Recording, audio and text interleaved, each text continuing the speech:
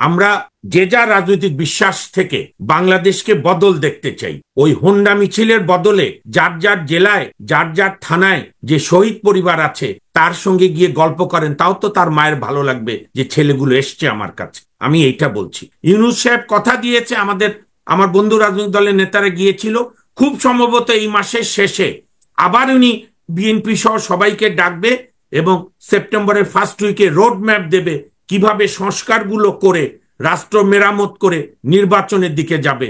আমাদের প্রত্যাশা হবে দ্রুত এই রোড ম্যাপটা এই সরকার ঘোষণা করুক। প্রথম হচ্ছে যে আমি অল্প কথায় শেষ করব। আমি আমি আমাদের শ্রদ্ধেয় আলোচক পলাশ চৌধুরী এবং অধ্যাপিকা ডক্টর স্নিগ্ধা রিজওয়ানা, আমার যদি স্মৃতি বিট্রে না করে, আমরা কেউই আমাদের প্রথম পর্বের বক্তব্যে বিএনপিকে কোনো কিছুর জন্য দায়ী করিনি। ডক্টর স্নিগ্ধা বিএনপির কাছে তার আবেগ, তার প্রত্যাশা বলেছে, এবং এখন যে ডক্টর স্নিগ্ধা বিএনপিকে যে পরামর্শ দিয়ে এলো, এই যে বিএনপির মিছিলে কিভাবে ট্র্যাজেডির ঘটনা আনবে, এইটা $1,000,000 পরামর্শ উনি ফ্রি দিয়েছে। তো সুতরাং আমি হাসনাত ভাইকে বলবো, অত্যন্ত সজ্জন মানুষ আপনি, এখনই আপনি পাওয়ার সিনড্রোমে আক্রান্ত হয়েন না, রুলিং পার্টি সিনড্রোমে আক্রান্ত হয়েন না। না শুনতে, না যেরকম শুনতে সহ্য করতে হবে, না বলতে শিখতে হবে, সমালোচনা করা শিখতে হবে, ইভেন দলের সর্বোচ্চ নেতা নেত্রী, আবার অন্যের সমালোচনা শুনতে হবে। আমার স্নিগ্ধা, ডক্টর স্নিগ্ধা, আমাদের বিশিষ্ট আলোচক পলাশ চৌধুরীর এমন কোনো টকশো পাবেন না যে আমরা বিএনপি নেত্রী বেগম খালেদা জিয়া, জাতীয় নেতা তারেক রহমান সহ বিএনপি নেতা কর্মীদের ওপরে কি পরিমাণ অত্যাচার হয়েছে। হাইবুন নবী সোহেলের মেয়ের সেই, আমি মনে করি আমার কন্যা সমতুল্য, রোজার ঈদের সময় বিখ্যাত উক্তি, আমার বাবা হয় 6 মাস জেলে থাকে, না হলে 6 মাস পালিয়ে থাকে। কিন্তু আমরা যেটা বলছি, সবাইকে বলছি, দর্শকদেরও বলছি, আমরা কিন্তু 71-এর পরে 72ও আমরা বিজয় ধরে রাখতে পারিনি। শেখ মুজিবুর রহমান ছাত্রদের ডেকে বলল, মুক্তিযোদ্ধাদের ডেকে বলল, যে যার প্রফেশনে ফিরে যাও, আমি ঠিকমতো দেশ চালাবো। উনি যেটা করলেন, সমস্ত এটা গল্পই ছিল, সমস্ত সরকারি অফিসে ইস্ট পাকিস্তান গভর্নমেন্টের সিলের বদলে গভর্নমেন্ট অফ বাংলাদেশ সিল চালু করে দিল, এবং তার নিষ্ঠুর পরিণতি নিজেই করলেন 75-এর 25শে জুন বাকশাল। 90-এর গণঅভ্যুত্থানে আমি তখন একেবারে তরতাজা বিশ্ববিদ্যালয়ে কেবল ভর্তি হয়েছি। আমার মনে আছে মধুর ক্যান্টিনে আমরা বসা, আমার ছাত্র নেতা মোস্তাফিজুর বাবুল, ছাত্র ইউনিয়নের তদানীতন সভাপতি, এখন বিএনপির নেতা, উনি বলল এসে যে শাহাবুদ্দিন সাহেব বলেছে যার যার ক্যাম্পাসে হলে ফিরে যাও, রাজনীতিবিদরা দেশ চালাবে। আমরা 91 থেকে আজ পর্যন্ত কোনো রাজনৈতিক দল মহা সংস্কার করেছে আমরা দেখিনি। যে কারণে আমি কোনো তর্কে না গিয়ে এই অপ্রিয় কাজগুলো, বিশেষ করে আমি হাত ধরে ধরে বলি, প্রথম হচ্ছে বিচার বিভাগকে স্বাধীন করা, আপিল বিভাগের মতো হাইকোর্ট বিভাগেও আপনার আমূল সংস্কার। এক হলো ব্যক্তির, নাম্বার 2 বিচারক নিয়োগের আইন, 2 শিক্ষা ব্যবস্থা একটা আমূল সংস্কার, 3 পুলিশ অ্যাক্ট চেঞ্জ করে দলীয়ভাবে পুলিশ ব্যবহার করেছে শুধু শেখ হাসিনা, এই কথা যে বলবে সে চরম মিথ্যাবাদী। 72 থেকে সকল সরকার পুলিশকে ব্যবহার করেছে, শেখ হাসিনা বর্বরভাবে ব্যবহার করেছে।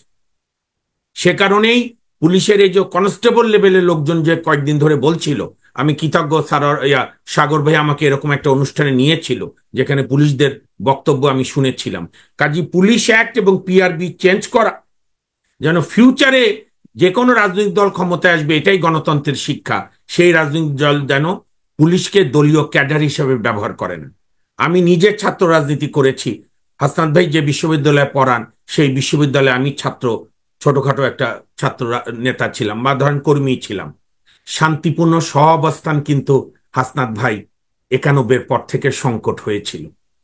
শান্তিপূর্ণ সব ছাত্র সংগঠনের সহাবস্থান কিন্তু 90 পর্যন্ত যেরকম ছিল, 91 থেকে তা ছিল না, বরং শেখ হাসিনার আমলে নিষ্ঠুর বর্বর হয়েছে। আমরা এগুলোর পরিবর্তন চাই। পলাশ ভাইয়ের ভাষায়, আমরা যে যা রাজনৈতিক বিশ্বাস থেকে বাংলাদেশকে বদল দেখতে চাই। ওই হোন্ডা মিছিলের বদলে যার যার জেলায় যার যার থানায় যে শহীদ পরিবার আছে তার সঙ্গে গিয়ে গল্প করেন, তাও তো তার মায়ের ভালো লাগবে যে ছেলেগুলো এসছে আমার কাছে। আমি এইটা বলছি। কাজেই আপনাকে আমি শেষ করার আগে আবারও বলছি, আমাদের বিজয় আবার হারিয়ে যাবে আমরা যদি এখন নিজেরা এই শুধুমাত্রই আপনার কোনো বেসিক সংস্কার না করি, আবারও কোনো নেতা নেত্রীর উপর ভরসা করি যে ওনারা এসে ঠিক করে দেবে, আবারও ভুল হবে। ইমিডিয়েট আমি যেটা শুনেছি, আমি শেষ করছি ভাই, আমি বিএনপির মহাসচিব ফখরুল ইসলাম আলমগীর সাহেবের একটা বক্তব্যের প্রচন্ড প্রশংসা করি। তিনি স্টেটসম্যান হিসেবে পরিচয় দিয়েছেন। তিনি আমাদের ডক্টর মোহাম্মদ ইউনূস সাহেবের মিটিং করে এসে মিডিয়ায় বলেছে আগে বিচার পরে নির্বাচন, ক্লিয়ার মেসেজ উনি দিয়েছেন। অর্থাৎ উনি সংস্কার চান, দেন নির্বাচন চান, এবং অন্য দলগুলো তাই বলেছে, বামপন্থী আপনার ইসলামিক দল জামাত ইসলামী। দেখেন স্মার্টনেসটা কাকে বলে, হাসনাত ভাই আপনিও একটু চিন্তা করেন। আমি ওই দলের কখনই সমর্থক না, বরং ওই দলের সঙ্গে অনেক রাজনীতিও করেছি দলের বিরুদ্ধে। ইভেন বামপন্থী গণতন্ত্র মঞ্চ, মান্না ভাই, বিএনপি সবাইকে হার মানিয়ে দিয়ে জামাত ইসলামের আমির ডাক্তার সাহেব, খুব ভদ্র মানুষ কথাবার্তায়, আপনার এই যে ঢাকেশ্বরী মন্দিরে গিয়ে, ওখানে তো আমাদেরও বন্ধু বান্ধব আছে, তারা অভিভূত। এবং উনি যেখানে ডক্টর শফিকুর রহমান বোধহয় নাম আমির সাহেবের, কি সুন্দর বলেছে যে একটা লোক খালি দেখবেন আমার দলের বা আমার সহযোগী ছাত্র সংগঠনের আমাদের কোনো বাসায় হাত গেছে, এবং উনি বলেছে সংখ্যালঘু না, কোন মন্দির বা কোন উপাসনালয়ে হাত দিতে গেছে, আপনি আমার কাছে নাম বলবেন, আমি এখানে এসে আপনাকে জানাবো কি ব্যবস্থা নিয়েছি। এগুলো আমরা করি। হ্যাঁ, বিএনপির অনেক জায়গায় পাহারা দিচ্ছে মন্দির, বিএনপি নেতাকর্মী, গণতন্ত্র মঞ্চ, জামাত, এগুলো শুভ লক্ষণ। আমাদের চাওয়াটা আরো বেশি। ঠিক আছে, একটু দেরি হলো। ইয়াস, ডক্টর স্নিগ্ধা যেটা বলেছেন, এইটা আপনি যেহেতু থিঙ্ক ট্যাঙ্ক বুদ্ধিজীবী বিএনপিদের মধ্যে, আপনি বলেন, যেমন রাজশাহীতে আমি চাই হাসনাত ভাই আপনি উদ্যোগ নেন, বিএনপি এই যে গণতন্ত্র মঞ্চ যে যা আছে, আপনারা শিক্ষকরা, আইনজীবীরা, রাজশাহী জেলার একটা শহীদ স্মৃতি কমিটি করেন, শহীদ স্মৃতি সংগ্রহশালা করেন, ছোট্ট একটা ঘরে শহীদ স্মৃতি, যে ফ্যাসিজম বিরোধী জাদুঘর, শেখ হাসিনা কি কি বর্বরতা করেছে। কারণ আপনার মনে আছে 90 তো আমরা এরশাদকে এরকম গণধিকৃত করেছিলাম, পরে কিন্তু সব দল আমরা তাকে নিয়েছি ক্ষমতায় যাবার জন্য। হ্যাঁ, এরশাদের চাইতে এই আন্দোলন, এই শহীদের সংখ্যা অনেক অনেক, কিন্তু সিমটম গুলো যেন এক না হয়, এটাই আমাদের চাওয়া। এবং আমি আপনাকে বলি, আমি শেষ করি, যেই দোষ করবে, যেই দোষ করবে আমরা সমালোচনা করব গঠনতান্ত্রিক। ইভেন এই সরকারের ত্রুটি ধরিয়ে দেওয়া নাগরিকদের দায়িত্ব। আমি এক সেকেন্ডে শেষ করছি।